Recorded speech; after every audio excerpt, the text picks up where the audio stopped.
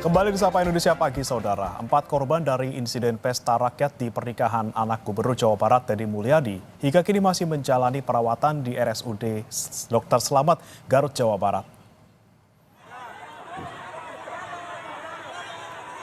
Salah satu keluarga korban, Atep Mulyadi, mengaku istrinya yang masih dirawat di RSUD Dr. Slamet kondisinya sudah berangsur membaik.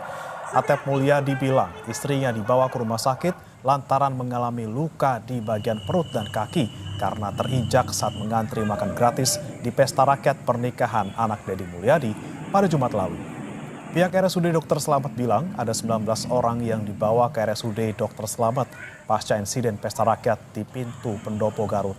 Dari 19 orang, 3 diantaranya tewas, sementara 4 orang masih dirawat dan sisanya sudah dipulangkan ke rumah masing-masing. Yang masih dirawat siapa ini, Pak? Istri saya, Pak. Istri? Ya. Alhamdulillah agak meninggal. Apa sih, Pak, yang dirasakan? Ya, kaki itu, perut. Gitu. Kenapa tuh? Ya, tiba-tiba orang gitu. Kalau untuk ke RSUD Dr. Slamet sendiri itu 19, total semua 19, termasuk yang meninggal dua. Yang meninggal dari dalam perjalanan masih meninggal itu 19. Yang dua sudah meninggal. Kemudian sisanya udah pulang dan sekarang sisa. Yang tersisa berapa orang lagi, Pak, sekarang? Sekarang yang 4 hari ini. Kondisinya seperti apa, Pak? Kondisi berangsur membaik, Pak. Dari kondisi kemarin, alhamdulillah sekarang tinggal menjalani perawatan saja. Yang masih dirawat itu usia berapa, Pak? Usia dewasa, Pak.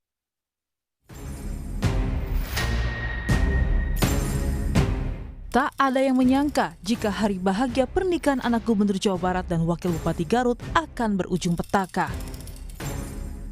Pesta rakyat yang dirancang untuk berbagi kebahagiaan bersama warga justru menyebabkan 3 orang tewas dan puluhan lainnya harus dirawat di rumah sakit. Aisyah, salah satu korban selamat, menceritakan insiden kericuhan di pintu pendopo saat massa berebut masuk ke dalam. Ia mengaku hari itu rela datang ke pendopo sejak pukul 6 pagi untuk bertemu dengan Deddy Mulyadi serta pasangan Maula Akbar dan Putri Karlina. Saat berdesak-desakan, waktu di belakang masih aman-aman saja. Ya pas mau masuk, udah masuk ke dalam, pas itu semua ngedorong gitu, pas gubrak semua gitu. Jadi langsung ibu keinjak-injak sama anak ibu. Ya ceritanya mah yang pertama pengen ketemu sama Bapak Deddy sama Bu Putri gitu. Ingin ketemu langsung. Yang kedua ya itu ingin mencicipi pesta rakyat gitu.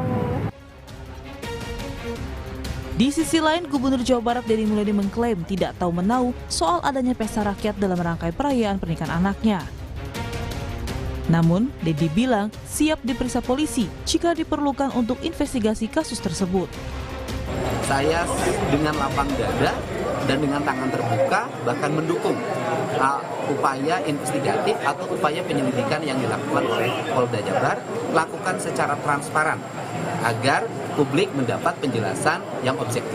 Semua orang kedudukannya sama di depan hukum. Mau anak saya, mau diri saya sendiri kan kalau dipanggil harus datang dan memberikan keterangan secara benar. Bagi saya nggak ada masalah.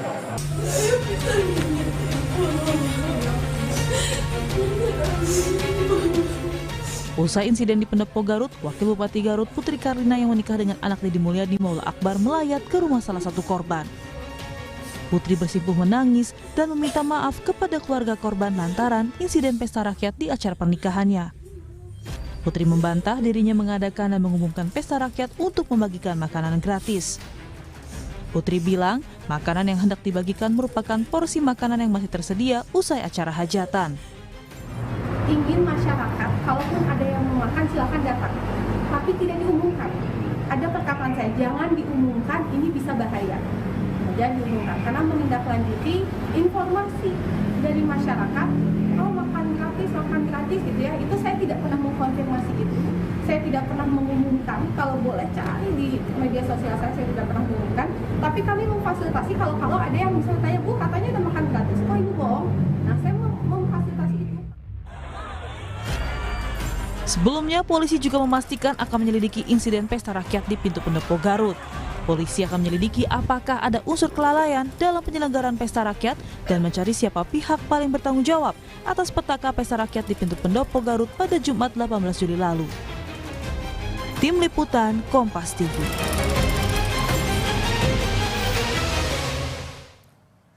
Tiga korban tewas saat pesta rakyat dalam rangkaian pernikahan putra Deddy Mulyadi di Garut, Jawa Barat. Dan sebagian korban luka kini masih dirawat di rumah sakit.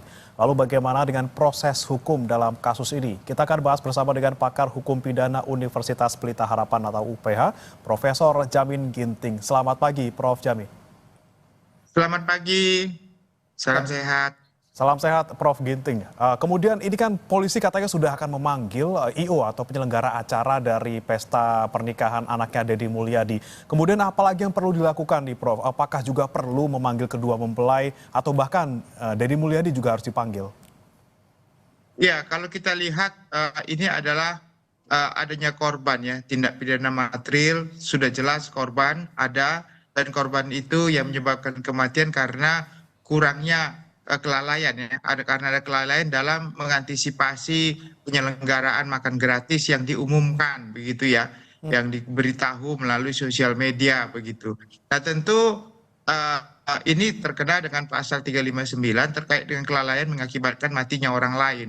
Nah kelalaian yang disebut dengan di sini matinya orang lain ini kelalaiannya harus diapa? Ada unsur siapa yang lalai dalam melaksanakan tugas dan fungsinya.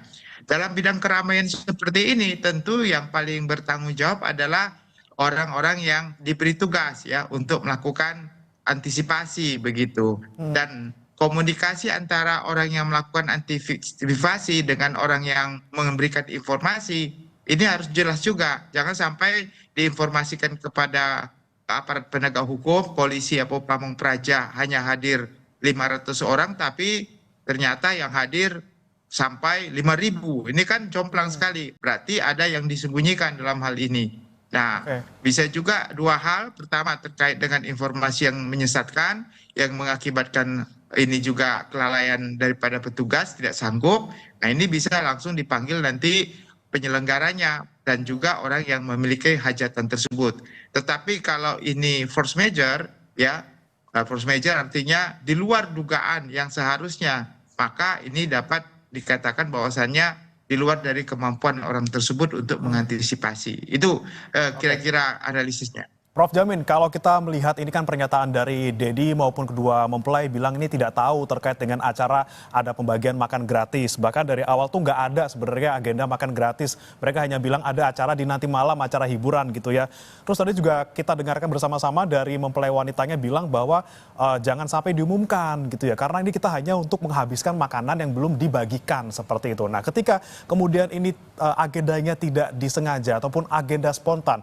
Jadi kita bisa bilang apakah ini ketidaksengajaan terus mereka jadi tidak bersalah atau justru karena ini agenda dadakan kemudian tanpa antisipasi malah nanti bisa jadi jerat hukum, Prof? Ya tentu ini kalau orang menghimbau masyarakat untuk atau mengumumkan masyarakat untuk bisa hadir dalam suatu kegiatan yang diyakini orang tersebut bahwasanya kegiatan itu akan berdampak ya bagi terjadinya suatu huru-hara, terjadinya suatu malapetaka dengan adanya desakan dorongan, maka orang itu harus mengantisipasi. Nah, kalau dia sudah mengajak orang, lalu dia ternyata tidak ada antisipasi yang cukup, maka orang tersebut dapat juga dikatakan memiliki kelalaian, apalagi ajakan dan seruan itu dimasukkan dalam suatu media sosial ya. Nah, ini juga sangat disayangkan begitu. Nah, ini juga bahan pelajaran tentunya bagi semua kepala daerah dan juga ke penyelenggara pejabat negara yang akan menyelenggarakan pesta rakyat. Jangan sembarangan untuk menghimbau orang untuk makan gratis tanpa ya, tanda petik tanpa memperhatikan sisi keamanan. Karena tidak bisa disalahkan juga para korban, karena korban taunya kalau sudah pejabat yang undang pasti sistem keamanan dan sarana dan prasarana sudah mumpuni dan mencukupi untuk menjamin keselamatan mereka begitu. Jadi ini saya kira harus diberikan juga pengarahan dan juga pertanggungjawaban terhadap penyelenggara dan juga pemilik hajatan supaya nanti kalau mereka dapat dibuktikan itu berupa himbauan dan ajakan tanpa menghiraukan keamanan, maka itu juga masuk pasal 55 artinya turut serta mengadakan suatu kegiatan yang mengakibatkan lalai dan kematian begitu. Oke, tadi ada dugaan gitu ya, kelalaian karena ada imbauan di media sosial untuk makan gratis ini. Itu masuk di dalam pasal 359 tidak, Prof? Dan kemudian apakah kita juga bisa berkaca pada kasus sebelumnya di Pasuruan tahun 2008, ada 21 orang meninggal dunia di sana, kemudian ketua panitianya jadi tersangka. Apakah kita bisa melihat kasusnya seperti yang ada di Pasuruan juga, Prof? Ya, terkait dengan di Pasuruan atau juga pertandingan sepak bola ya yang keren itu juga terjadi ya, kurang antisipasi dalam hal ini, dan ini lagi-lagi mungkin kita serahkan kepada penegak hukum. Saya kira penegak hukum, saya yakin ya dan percaya kalau ada cukup bukti untuk menunjukkan adanya himbauan untuk hadir tapi dia sendiri tidak memberikan antisipasi terkait dengan keamanan dan keselamatan para pengunjung, dan dia juga bisa bertanggung jawab ya. Artinya setiap orang yang mengajak orang untuk hadir dalam suatu pesta, lalu pesta tapi dia sendiri tidak memberikan suatu pengamanan yang cukup dan keselamatan yang cukup, maka orang itu juga dapat dimintakan pertanggungjawaban. Tadi Pak Kang Deddy juga mengatakan kalau dia siap bertanggung jawab, artinya tinggal penyidik saja nanti bisa membuktikan apakah ada unsur kesengajaan untuk menghadirkan orang tapi dengan kelalaian tanpa memberikan suatu jaminan keselamatan bagi para peserta yang hadir begitu. Oke, Prof, berarti ini kan semua pihak patut dipanggil oleh polisi untuk diperiksa ya, baik dari segi IO, kemudian KDM dan juga dua mempelai. Lalu kalau tadi Anda bilang bahwa kalau misalnya kita mau mengumpulkan orang atau imbauan ketika mengumpulkan orang dalam jumlah banyak, harus ada antisipasi. Nah, antisipasinya dalam bentuk apa saja, Prof? Misalnya tadi kan sudah ada 400 personil pengamanan, kemudian apa yang seharusnya dipersiapkan lagi oleh para penyelenggara acara, apalagi menyangkut banyaknya khalayak yang akan datang? Ya, tentu polisi juga mengantisipasi secara psikologis ya, secara psikologis terkait dengan latar belakang pendidikan orang yang hadir ya, terus bagaimana alur, bagaimana masuk dan keluar, dan bagaimana kesediaan para penegak hukum, artinya pengamanan ya. Ini kan mereka sudah punya SOP saya kira ya. Nah, saya khawatir hal ini kurang cukup ya untuk diantisipasi, terlibat terutama dari latar belakang orang yang hadir kan begitu, yang tentunya latar belakang pendidikan dan juga latar belakang desak-desakan kebutuhan mereka sangat sulit ya saya kira untuk bisa diantisipasi begitu. Jadi ini benar-benar suatu hal yang harusnya tidak terjadi kalau dari awal sudah dipersiapkan dengan matang begitu. Yang walaupun sebenarnya Kang Deddy dan teman-temannya mengumumkan, tapi kalau diantisipasi dengan cukup rapi dan cukup matang, saya kira nggak bisa terjadi seperti ini. Terlepas dari jumlah yang tidak bisa diantisipasi ya dengan membludaknya. Karena kalau orang anggaplah ya ada suatu pejabat mengundang orang makan tanpa membatasi, wah ini bahaya sekali kan, bisa semua orang hadir begitu ya. Baik, kita lihat sekarang faktanya, Prof, sudah ada 3 orang yang meninggal dunia, kemudian sejumlah lainnya luka-luka. Kalau kita lihat terkait dengan kasus ini, apakah nantinya kemungkinan ada tersangka?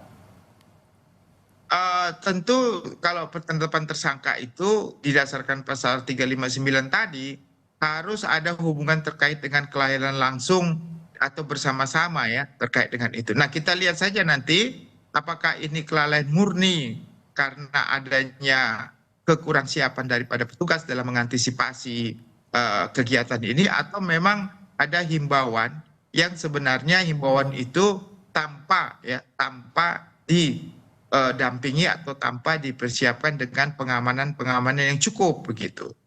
Ini akan kita lihat. Kita lihat kan tadi kan dari Kang Deddy sendiri dan dengan para pelaksana kegiatan saling berkomunikasinya kurang pas ya. Ada yang satu melimpahkan yang lain. Nah, ini saya kira harusnya dua-dua harus bisa dipanggil untuk mengklarifikasi dan membuat jadi terang apa sebenarnya yang mengakibatkan secara langsung kejadian ini begitu.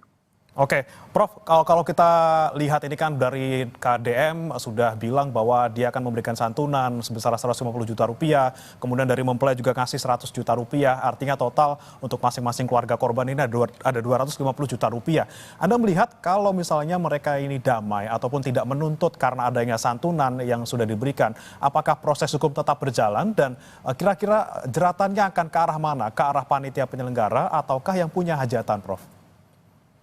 Ya, kalau kita melihat dari konsep RJ, ya, restoratif justice di hukum pidana, tentu kasus kematian seperti ini bukan merupakan suatu bagian yang bisa di RJ, ya, restoratif justice.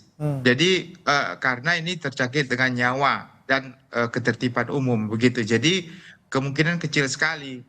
Kalau mengenai pengurangan terkait dengan hukuman mungkin bisa, ya, tapi terkait dengan RJ, terkait dengan kelalaian mengakibat kematian enggak.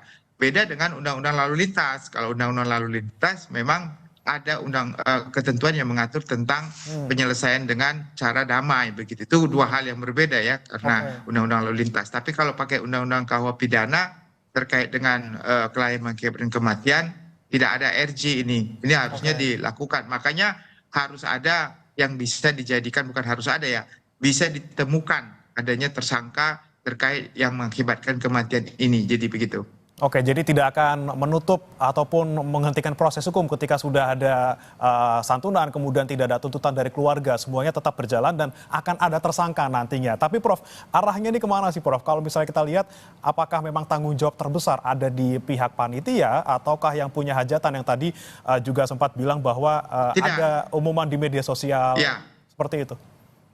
Ya, jadi tetap aja ada nanti, ya, yang akan menjadi tersangkanya, cuma memang berbeda, ya, nanti hukumannya mungkin lebih ringan karena ada sudah pemaaf kalau peringan hukuman, begitu. Oke, baik, terima kasih Profesor Jamin Ginting, pakar hukum pidana UPH telah bergabung bersama kami di Sapa Indonesia Pagi hari ini. Selamat pagi, Prof. Selamat pagi.